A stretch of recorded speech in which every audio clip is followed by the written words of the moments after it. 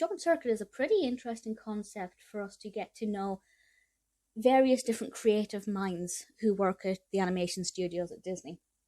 And each of these shorts is created by somebody different at Disney, and I watched the first one, which is Puddles, and I have to say it's absolutely delightful. It's beautiful, it's a little bit risky with messages given, which I'll talk about in a moment, but ultimately I really enjoyed this one.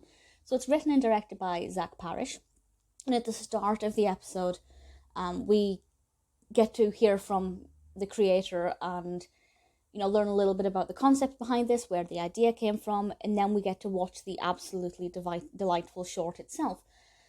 And this is something probably a lot of people can relate to because it involves a young boy and his older sister. And Noah, the young boy, discovers that there's this magical world underneath this puddle. He's jumping in a puddle, he accidentally falls into the puddle, and the next thing we know, he springs out of another puddle. And he's trying to tell his big sister, Skylar, that there's this magical thing inside the puddle, but she's just on her phone. She's just looking at that technology, not really paying attention. I don't know why she was sitting on the doorstep with her little brother playing in puddles. I'm not sure what the backstory for that is. Were they going somewhere? Did he just want fresh air? I don't know why that was happening.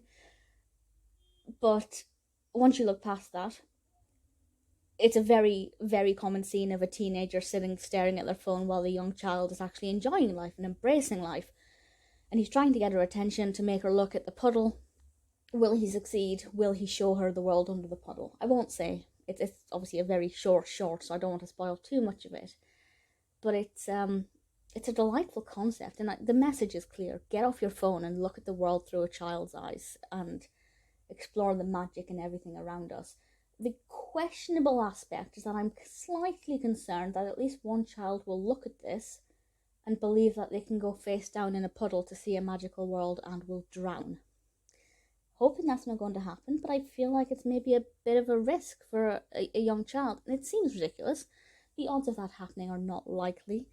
But, some children can't comprehend the difference between fiction and reality, either because they're too young or because of mental developments.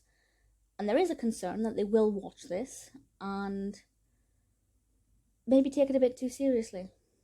But hopefully that will never happen. Hopefully they'll be bored by the beginning where all of the grown-ups are talking before the animation kicks in and they won't watch it.